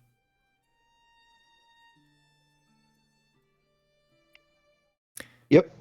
So let's circle back to you. So this is going to be your first day of downtime. What would you like to do? We last left off with you going to the blacksmith where you arrived. And you're more than welcome to tell us what happened at the blacksmith if you would like. Well, I wanted to further my lessons in blacksmithing, which I had picked up some ore at the Glittering Keep.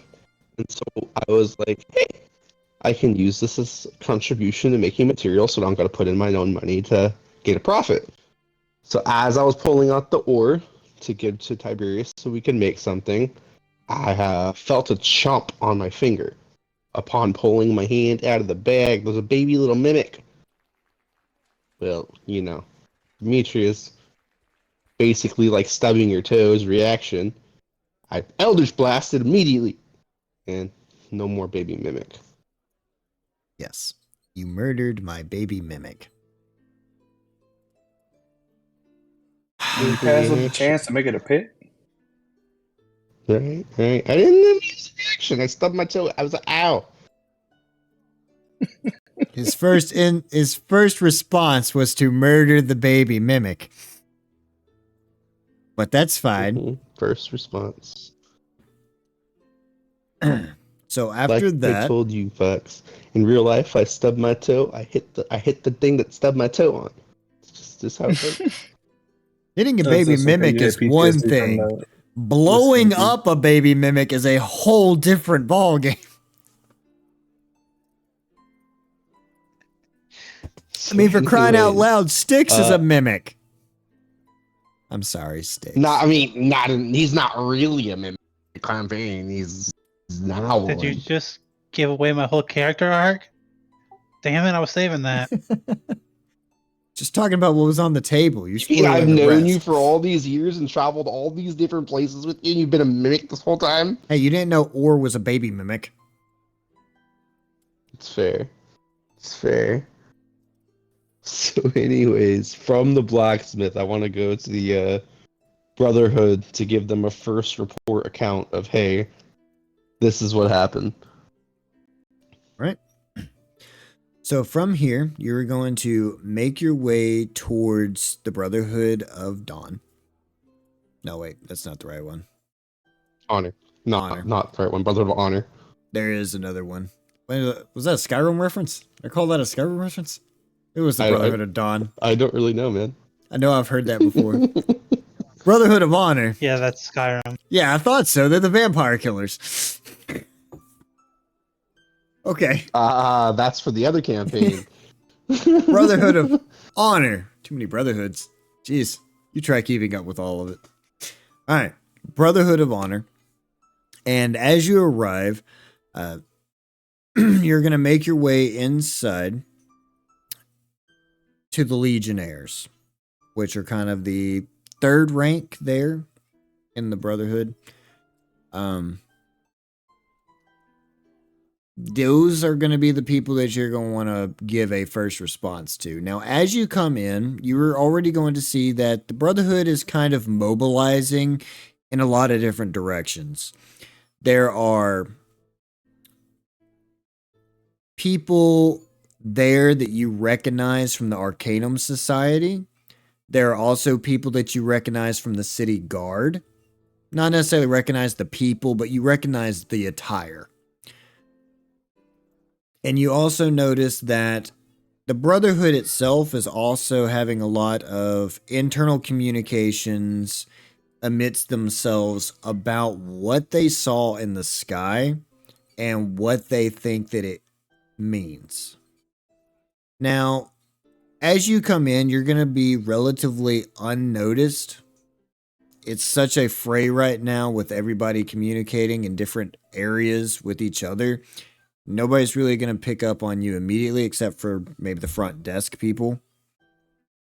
So that initial kind of guard duty staff is going to be the first people that kind of pick up on you as you come in. But as they see your badge that you carry on your chest, they're going to just kind of let you through. There's no contention there. And now you're kind of into the heart of the actual Brotherhood of Honor compound where everybody's having these big conversations there in this building.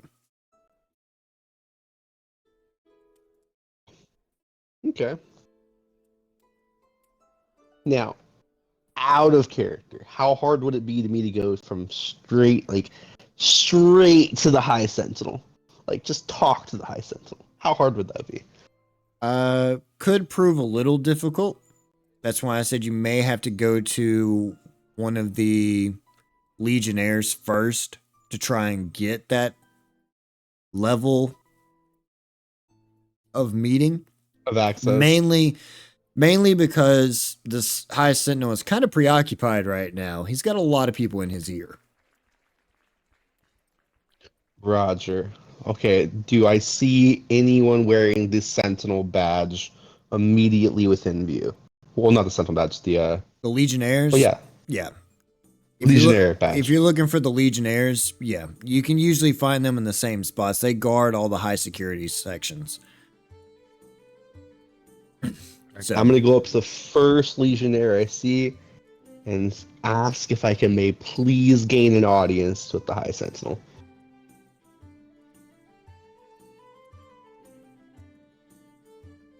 give me a history check. I'm curious about something.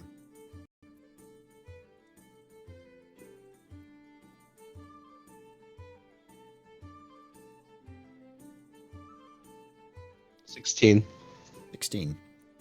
Interestingly enough, as you walk up, you are going to notice that you recognize this guy.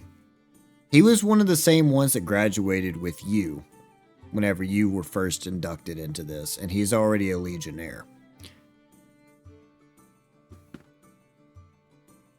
Take note of that. But as you get closer, he is going to kind of look down to you just a bit. You are about eye to eye. He stands just a little bit taller in armor.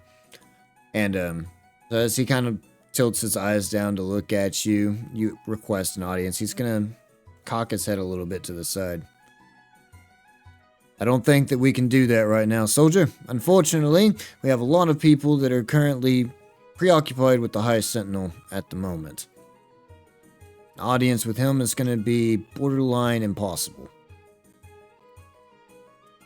I'm going to ask him if this has anything to do with a giant dragging looking creature flying through the sky. Unless you have cotton in your ears, you could open your ears and hear exactly that. I have first account report of the incident and would like to make said report to the guy in charge.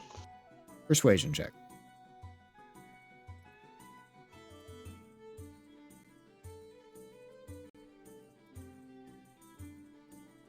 $17. If that's the case, then I can see what we can do to get you an audience. Please wait right here, cadet. I'll be right back. He's going to turn to the side. He's going to walk over. He's going to begin talking with another Vanguard unit who is going to look around, kind of look at you, shrug his shoulders, and he's going to go over and he's going to talk to another Legionnaire who is going to make his way up the steps and is going to disappear for about 15 to 20 minutes. In the meantime, listening around, you can give me a perception check if you would like to see if you can hear kind of what some of the conversation is dictating. Might lend you some information. Never know.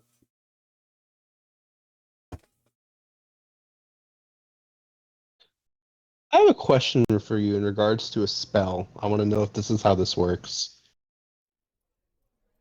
One of the spells I have is called Borrowed Knowledge. It lets me gain proficiency in something I don't already have proficiency in. Can you cast that on stuff like this? Choose one skill in which you lack proficiency, and for the spell's duration, you technically have proficiency in it. So yeah, that's how it works. Cool. I'm going to cast Borrowed Knowledge. Okay. And put proficiency into perception for the time being. That lasts for an hour. Roger that. And that's going to consume... That's also going to consume a book worth At 25 level gold 2. pieces. Oh, okay. Some of these spells Roger do that. cost gold to cast. Yeah. 25. Remove. Okay. And perception. I'm gonna roll it and just add my proficiency at the end of it. Okay. Ooh, that's an 11. An 11. So a lot of the conversation is kind of garbled as you hear multiple conversations going on at the same time. They're overlapping with each other. But what you are going to hear is the Arcanum Society is there on a couple of accounts. The first one is they want to know what the High Sentinel knows compared to what they know. They want to know if there's anything that should be shared between the two factions. The second part of that, which seems to be the more pressing matter here, where y'all are at downstairs, away from the High Sentinel, is how many Arcanum Society people, whether that be journeymen, scholars, whatever, how many Arcanum Society teams are currently housed up north in that arcane, or in that dig site to the north, that the Brotherhood is supposed to be protecting. And there is a fear amongst the Arcanum Society about how many losses they might be accounted for, and the Brotherhood is trying to reassure them that they are going to do their very best to protect them, they are going to keep them safe, and they are going to bring them home. The area is currently being evacuated at this moment.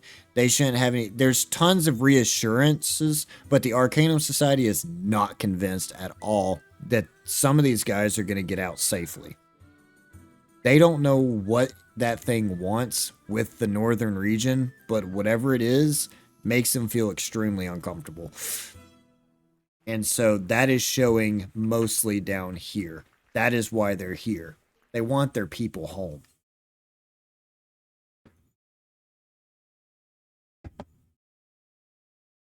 Yep. So you're kind of listening to this, and after a few minutes, about 15 or so, one of the Legionnaires is going to come downstairs. He is going to salute, and then he is going to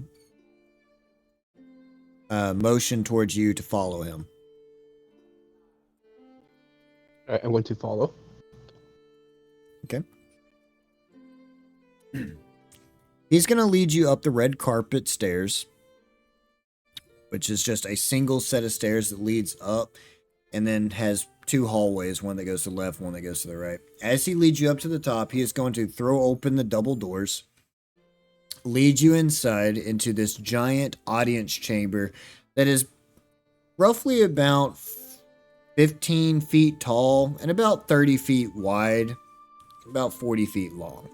And inside there, you're going to see that there is this giant, there's this giant, not really an altar, but this stand there, this giant podium, and it looks very much like a courtroom. The High Sentinel sits here as judge, jury, and executioner, should it be that.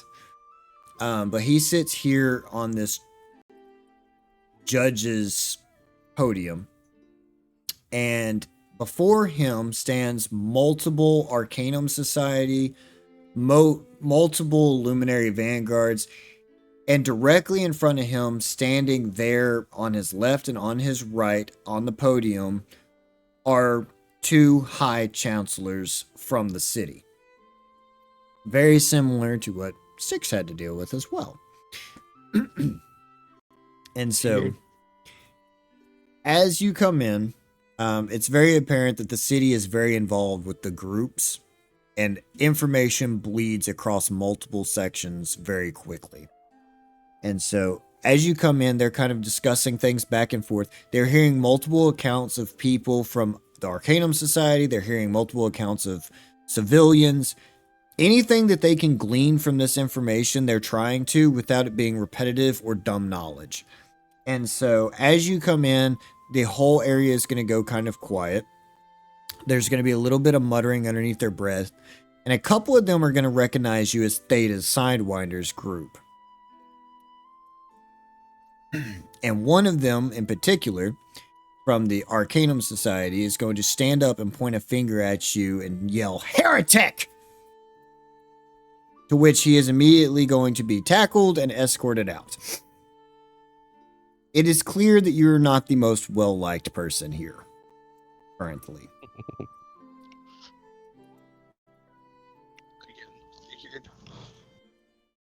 As the room falls very quiet, I am going. they are going to kind of help guide you up to the front podium where you take your stand.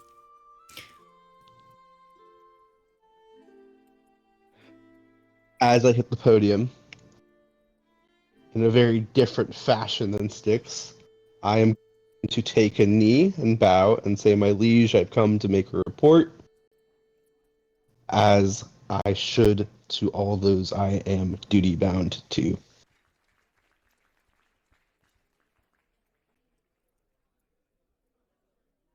And stand before trials of fire and give your report. May you come through clean on the other side. I stand,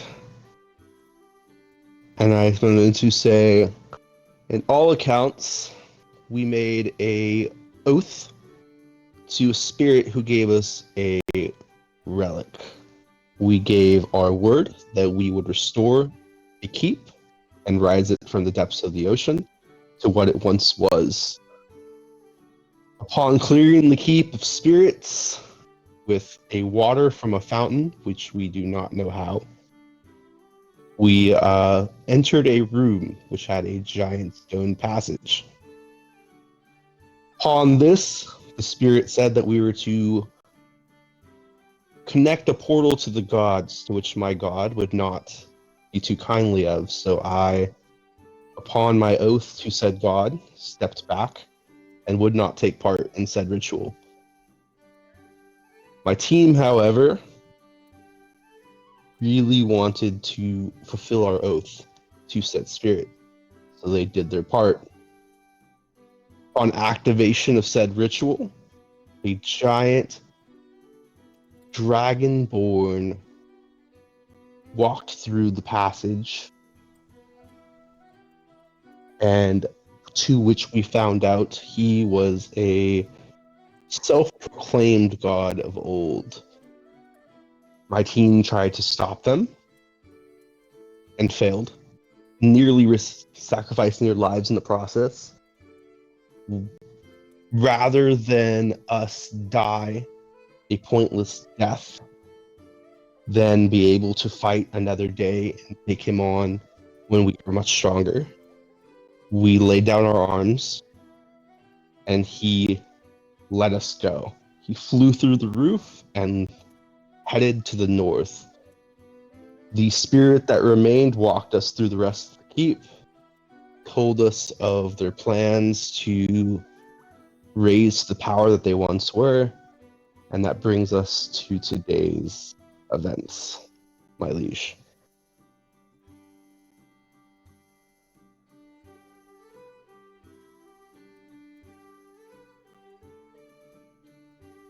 It's going to kind of wait for a minute for the scribe to finish writing down the report, and then he's going to turn his attention back to you. And your name is? Demetrius. And you are one of the Brotherhood. I remember you. Yes, You joined my not liege. too long ago. Yes, my liege.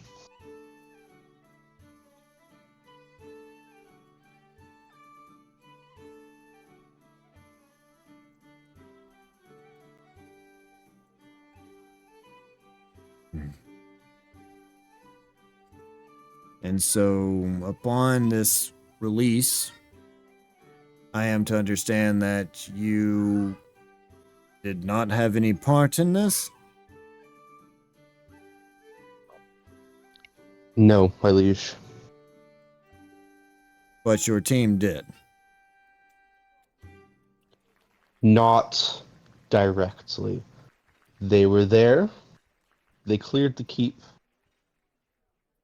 But after that, they only bore witness. The spirit herself put the relic where it was supposed to go and activated the portal. We came to find out later the spirits were protecting the portal. She could not take them out herself. She needed us to do this. We did not know until it was too late, my liege.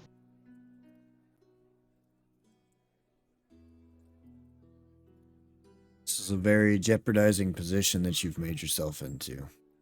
Unfortunately. I'm sure you understand that. Very.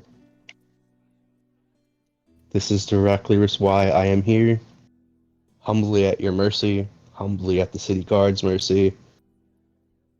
I bear this report not as excuse, but mere as this is what we did, this is what we are responsible for, and we await decisions. And I am to understand that you lifted a blade to right the wrong.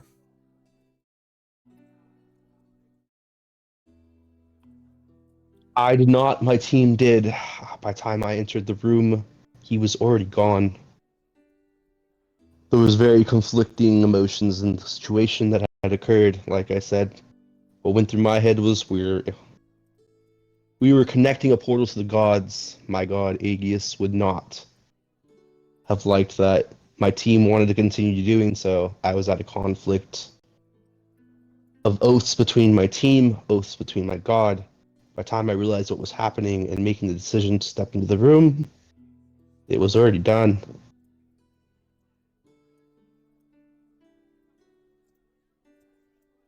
Did they suffer any loss? No. 2 went down. I was able to resurrect, well, not resurrect, but heal them to be able to at least escape the keep.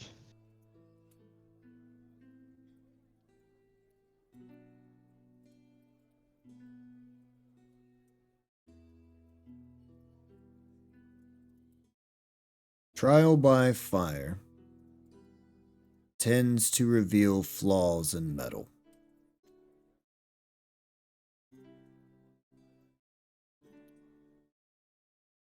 However,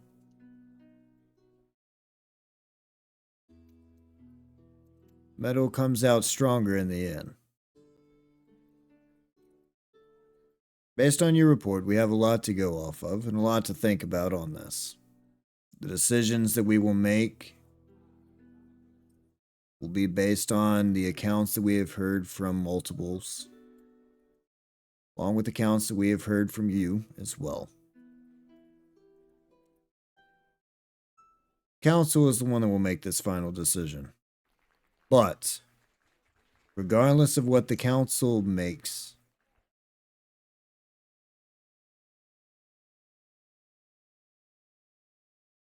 might I remind you of the oath that you took as a Brotherhood of Honor? It is hard to make the right decision in the heat of the moment, and I understand that. The decision that you make is the decision that you make, and that's the one that you will carry with you for a lifetime. Can't undo that. But, same way that metal is flawed, but it comes out stronger, might I remind you, as a Brotherhood of Honor, it is your sworn duty to help those that are considered weaker. Be a shield, as well as a sword.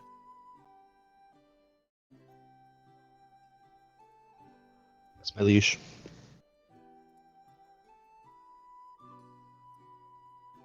What is done is done. The decision that you made might have been the right one. In the heat of the moment, it's better that one walks away, at least with some way to pass on this kind of information to the ones that are still alive and well. But don't forget that by taking this oath as a brotherhood, it's not always imperative that you're the one that walks out alive. This is why we defend the weak. Because they can't defend themselves. The stories that they tell will not be those of cowardice, though. Of honor, bravery, and valor. You write your own story. Ride it with pride.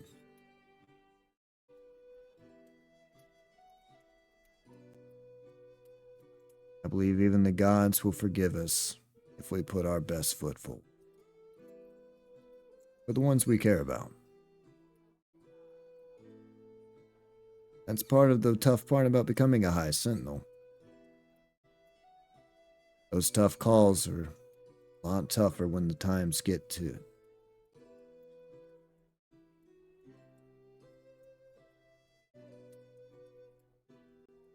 Go out and make us proud. Don't be surprised if the High Council my liege. decides that y'all are going to have to right this wrong. It's totally my plan, my liege, to, when time comes, be the front line and be the sword and the shield for the Brotherhood.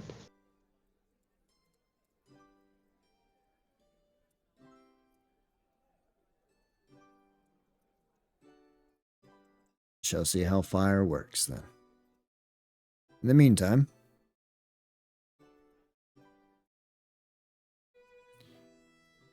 go finish up. Check on your team.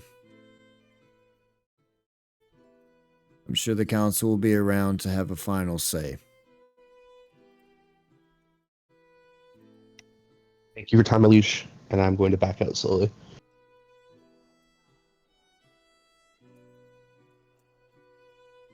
And that'll be me going back to the tavern.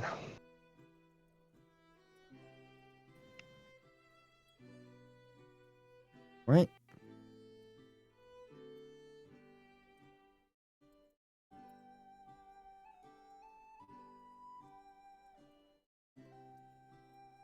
And with that, I want to wrap up for the night here. 9:30 feels like a good spot.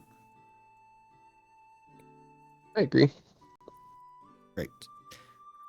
So, this is y'all's first day of downtime. We will continue finishing up the rest of this over the course of the next 2 in-game days through text. And when we come back, we will elaborate more with y'all about what exactly we've been doing in our downtime activities. Hope y'all enjoyed kind of getting a little bit of insight into what this normally looks like for us. But when we come back next time, we will have been 3 days in. And something tells me the council might have a general idea of what their decision is by then. So, be prepared, be ready. Judgments are judgments.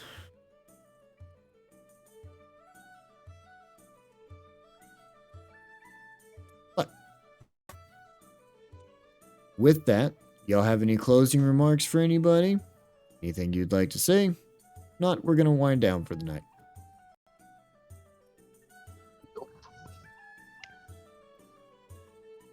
All right. All right, it's been fun. With that, thank you again for joining in and listening to us. Don't forget to hit that like and subscribe button and a little notification so you don't miss any of our content. But this has been episode 5 of Magic, Mischief, and Mayhem. And we are going to look very forward to seeing you next Monday at 7 p.m. Central Standard Time. See you then.